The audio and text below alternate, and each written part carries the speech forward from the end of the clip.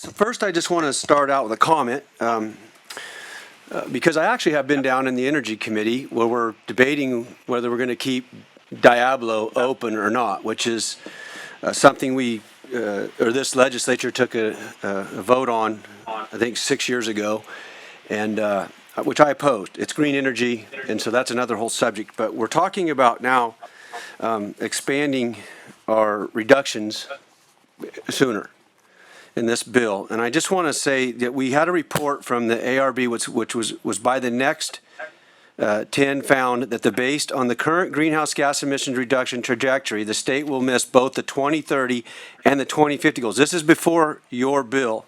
To meet these mandates, the state will need to triple or quadruple our current greenhouse gas emissions reductions.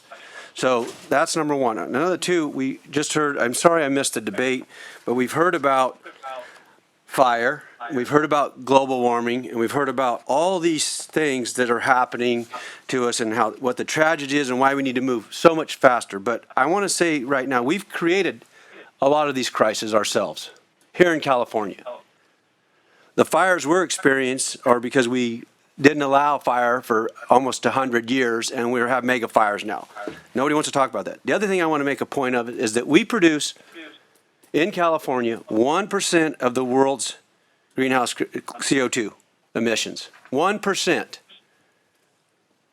We've exported a lot of our jobs, but we're importing all those materials that we need to keep California moving, and they're being produced in places where they have no regulatory framework. So I think that needs to be part of this discussion, and I want to know how we're going to get where we're going to go here without driving up the cost. And we are creating these crises that we're dealing with in the Energy Committee on the other floor. And I believe that this bill will do exactly the same thing. It will drive the cost up. We'll have another crisis in a few years because this is not going to work. We're not even meeting the trajectory that we said we were going to meet for our 2020 goals.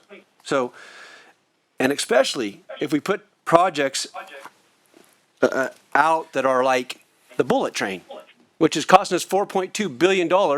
We have not laid 1 foot of track and is not going to reduce carbon at all.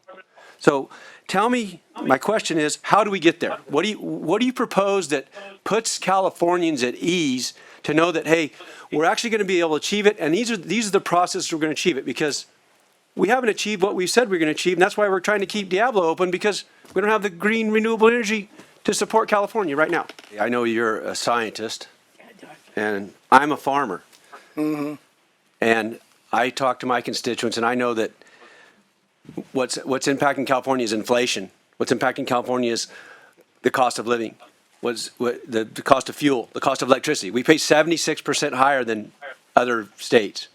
And I know that our governor is a wine salesman, and he's talking about hurrying up this factor. So in our prospective lives, there's a lot of differences here. You may know science, but I know what's happening on the ground in my business and what's affecting my constituents. And what's affecting them today is the cost of energy. And this plan does not tell me how we're going to get to these reductions and keep the cost down, because what we've seen is the cost continues to rise and we're still not getting the reductions. And so for those reasons, I will not be supporting your bill today, I'm sorry. And I'm going to be critical of this process all the way through, because I guarantee you, we've been on, for the 10 years that we've both been here, there's never been a shortage of money. There's more money in California than there's ever been, because the taxes are high and the economy was doing great. But that will change, and it will change. When it does, it will change fast. And if we continue to put policies like this together, it's going to change faster, because the Californians are suffering because of the high cost of energy. So thank you for your time. It's good to see you again. And I hope that you put some detail to your plan about how we're going to actually achieve these projects and actually get it, because as I said earlier, I'm in a committee where we're trying to figure out how to meet today's demand, and it's not working.